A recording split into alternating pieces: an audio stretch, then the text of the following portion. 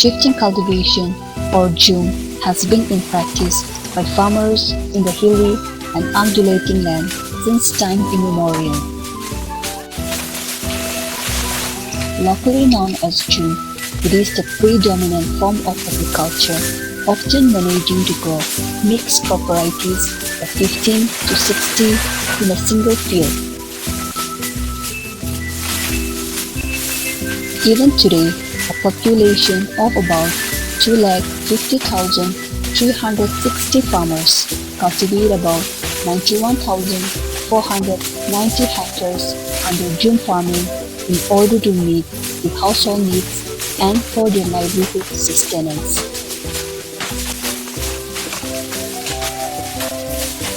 The operation of Jhum system is in fact a way of life that is intimately interwoven with the traditional culture, rites, and festivals.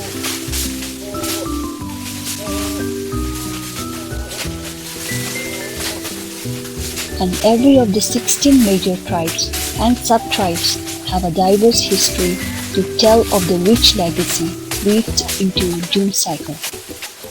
Hence, every Naga can trace their ancestry by relating to a Jhum cycle.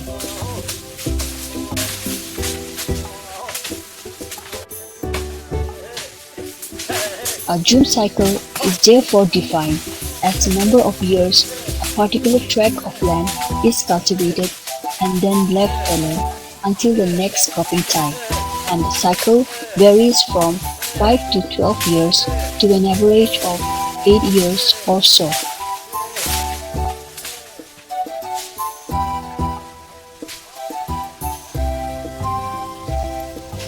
Beginning of a Jhum cycle is quite a serious affair in the village, where all the elders and clan representatives coordinate to select fields on the basis of rotation, and the assigning role for various groups are worked out.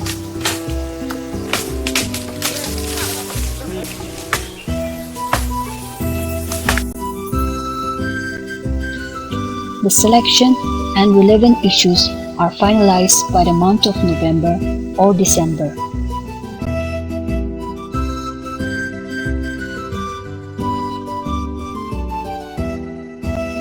Before the advent of spring in the dry winter, large tracts of vegetation that has remained fallow for years is slashed, previous to which the trees and shrubs of economic use and firewood are cut down and bundled off to a suitable location.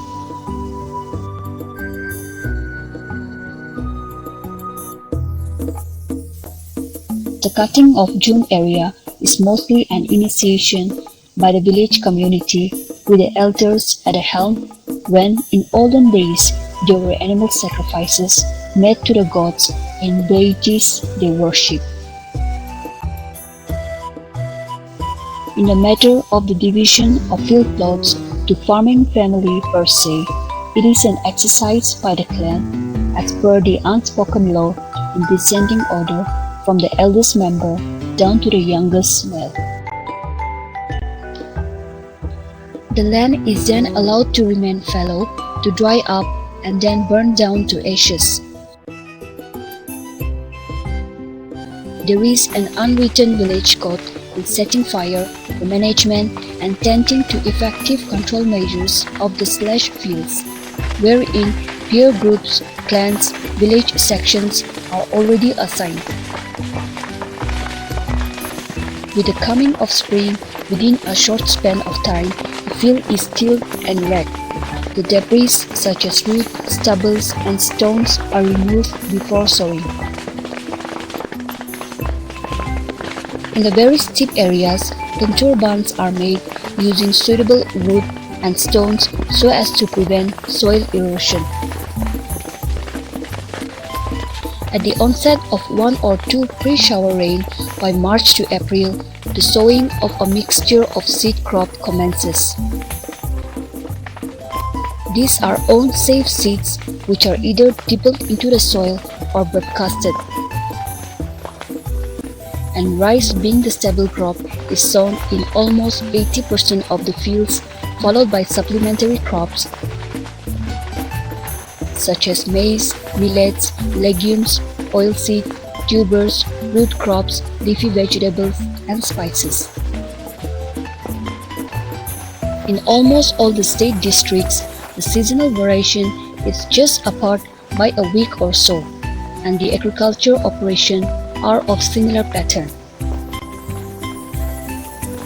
And the most striking characteristic spectrum of all the tribes is the involvement of more women farmers in all important intercultural activities throughout the crop season. As May sets in, the farmers raise their sowing tools and implements to give thanks to the Almighty for another good season.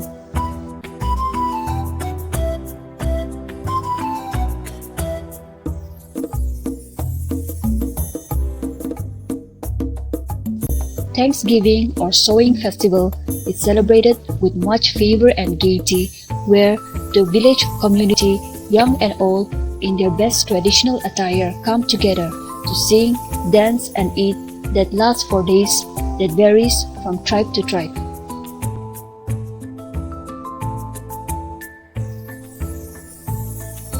It is also a time when the old wise men and women of the village narrate village custom, beliefs, folklore, and great events of brave warriors to young audience in the evening as they sit around the fire in rapt attention, and this is the way oral history are passed down through generations.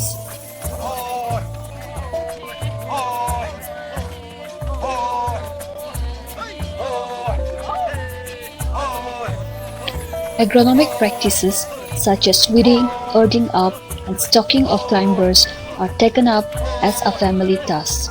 But there are also free will labor extended by the kin, friends, neighbors, and clansmen if their assistance is required and if the tract area cultivated is in terms of hectares.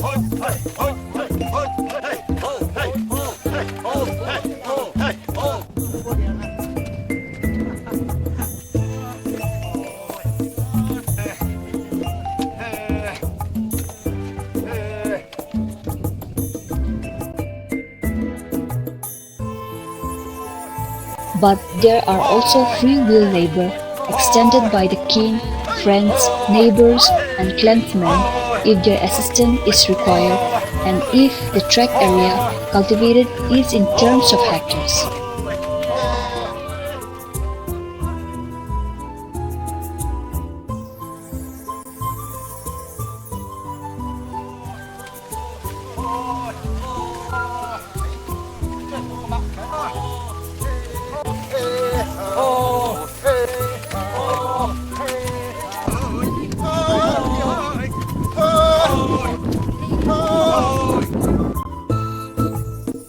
This tradition of supporting each other during agricultural operations is followed by every tribesman, making it obvious about the close-knit culture that is deeply embedded within the social fabric.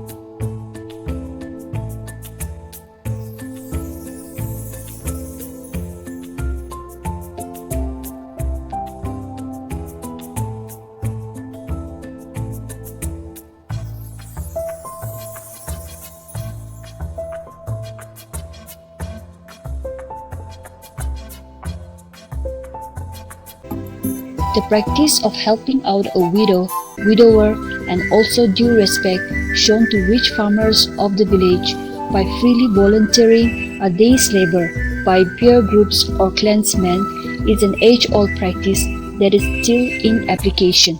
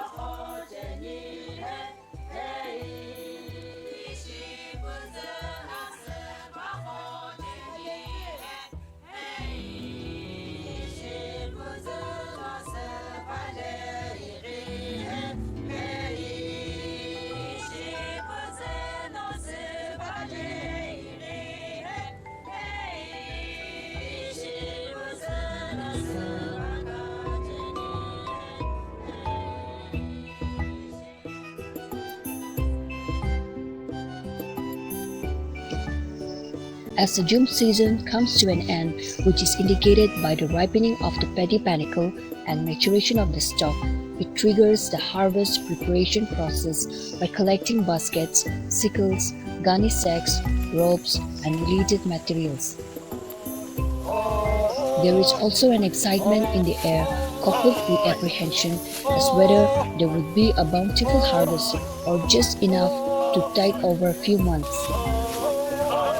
Paddy, along with its stalk, is sickle cut and then threshed in the field itself, winnowed, cleaned, and bagged, or carried headload to the village granaries.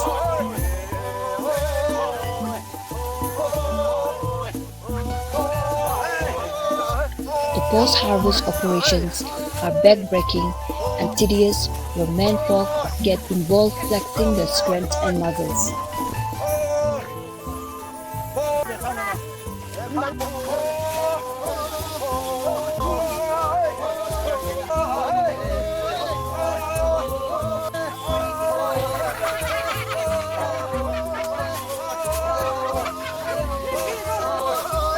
In addition, the healthy and viable seed stock of every variety are identified and tagged to be saved for the next Jhum cycle.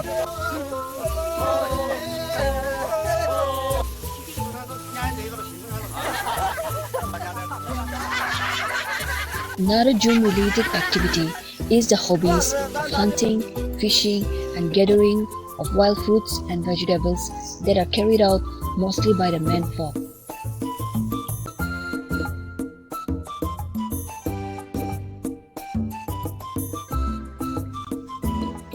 A festival of harvest is a celebration to acknowledge the giver for another bountiful harvest. The festival also marks the end of a Jhum cycle.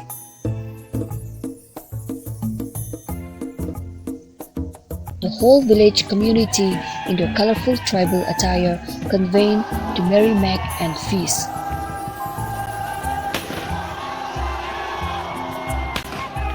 It is also the season to greet and visit friends, families, and neighbors.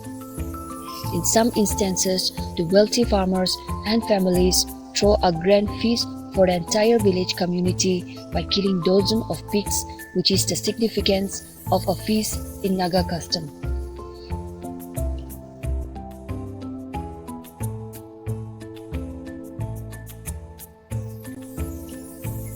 The Jhum is well organized and regulated social system of cultivation.